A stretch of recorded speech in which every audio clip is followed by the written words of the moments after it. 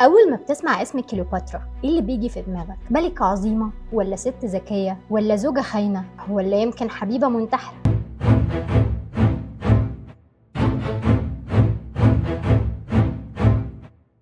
سنة 69 قبل الميلاد اتولدت مجد أبوها. ما أنا نسيت أقول لكم، كليوباترا السبعة باباها سماها كليوباترا علشان يبقى اسمها مجد أبوها. بس انتوا تفتكروا كليوباترا كانت فعلا مجد لوالدها ولا كانت خيبة أمل في حياته؟ الحقيقة إن طول حياة كليوباترا أيام ما كان والدها عايش كانت فعلا مجد ليه، وأيام البطالمة كانوا بيتجوزوا من بعضهم علشان خاطر السلالة تفضل نقية. فلما كليوباترا تمت 18 سنة أبوها بطليموس ال 12 جوزها لأخوها بطليموس ال 13. في الوقت ده كان بطليموس أخوها عنده بس 13 سنة، فكليوباترا كانت طبعا الكبيرة وقررت إن هي تنفرد بالحكم لوحدها. في الزمن ده البطالمة كانوا بيتجوزوا إخواتهم علشان يحافظوا على نقاء السلالة، وبطليموس ال 12 اللي هو كان أبو كليوباترا السبعة جوزها أخوها الصغير بطليموس ال 13. في الوقت ده كانت كليوباترا عندها 18 سنة وبطليموس أخوها كان عنده 13 سنة، فاتجوزت كليوباترا أخوها وتقريبا كده شبه انفردت بالحكم. ضحكت عليه، ما هو لسه عيل صغير عنده 13 سنة. دخل بطليموس ال 13 في حرب ضد أخته كليوباترا السبعة اللي هي المفروض إن هي مراته، بس زي ما قلنا بطليموس ما كانش راضي بفكرة الحكم المشترك بينه وبين أخته دي، فبطليموس طردها من اسكندرية.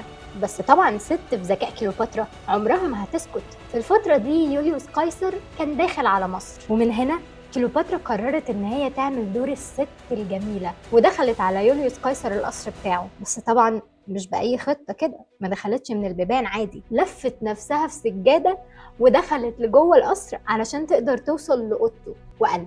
ساعتها يوليوس قيصر قرر انه مش هيتخلى عن كليوباترا وهيدخل معاها الحرب ضد بطليموس ال 13.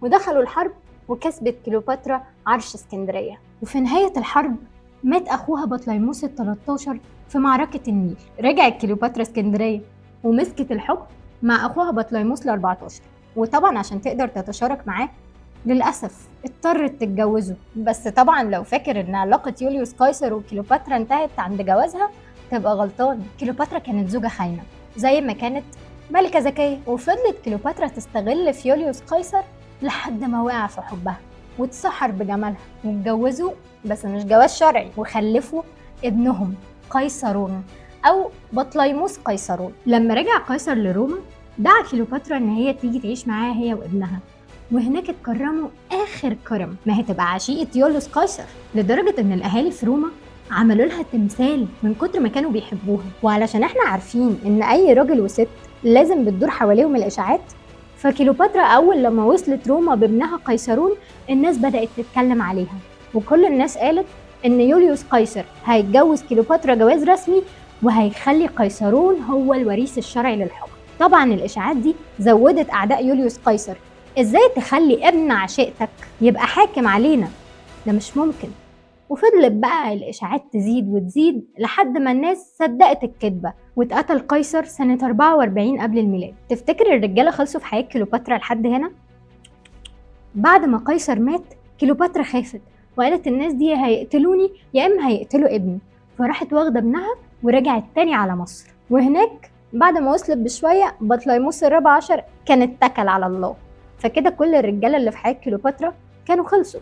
بس لا، كليوباترا ما بتهداش، وفي راجل تاني جاي في الطريق اللي احنا بقى كلنا عارفينه، أنطونيو أو مارك أنتوني. بقى خلونا نقول الاسم التاريخي الصح يا جماعة علشان احنا مش في مسرحية. كان طول الوقت في حروب مع أكتافيوس وكان نفسه إن مصر تساعده، بس للأسف مصر كانت في حالة فقر بسبب الفيضان. لكن كليوباترا طبعا ما تتوصاش طول ما الحكاية فيها راجل، وراحت فورا علشان تساعد مارك أنتوني إن هو يكسب الحرب. وفعلا انتصر مارك أنتوني في الحرب، وكله بفضل معونات كليوباترا. فأول ما الحرب خلصت ورجع على مقر حكمه دعا كليوباترا لمدينة طرسوس في تركيا، قال يعني عشان يسمع منها قصة موت قيصر.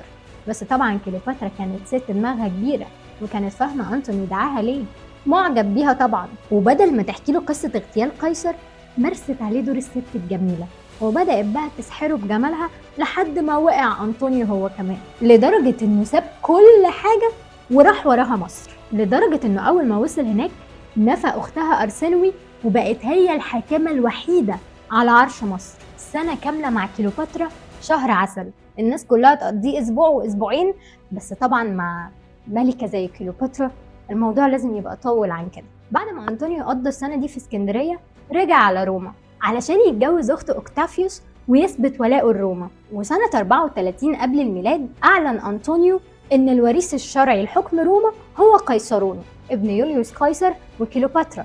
بعد ما أنطونيو أعلن الكارثة دي كلهم هاجوا عليه وجردوه من كل ألقابه، وبعدها دخل معركة أكتيوم البحرية قصاد أكتافيوس. ومن هنا بقى بدأت مأساة كليوباترا وأنطونيو لما خسر أنطونيو معركة أكتيوم البحرية، والناس قالت له الحق دي كليوباترا انتحرت لما عرفت إن خسرت المعركة، وانتحر في ساعتها. ولما وصل خبر موته لكليوباترا ما كدبتش خبر هي كمان وموتت نفسها بالتعبان، ووصت إن هي تدفن جنب حبيبها أنطونيو علشان التاريخ يخلد قصة حبهم، ونقدر إن احنا نشوفها في مسرحيات وفي أفلام وفي مسلسلات، ولحد النهاردة بيتم إنتاج أعمال فنية لقصة كليوباترا اللي صحيح كانت زوجة خاينة بس كانت ملكة ذكية، وللأسف كانت حبيبة منتحرة. تفتكروا انتوا بقى في الزمن المادي اللي احنا عايشين فيه ده ممكن حد يحب حد لدرجة إن هو يضحي بروحه علشانه؟ كنت معاكم حبيبة سامح، واستنوني في تويستاية تاريخية جديدة.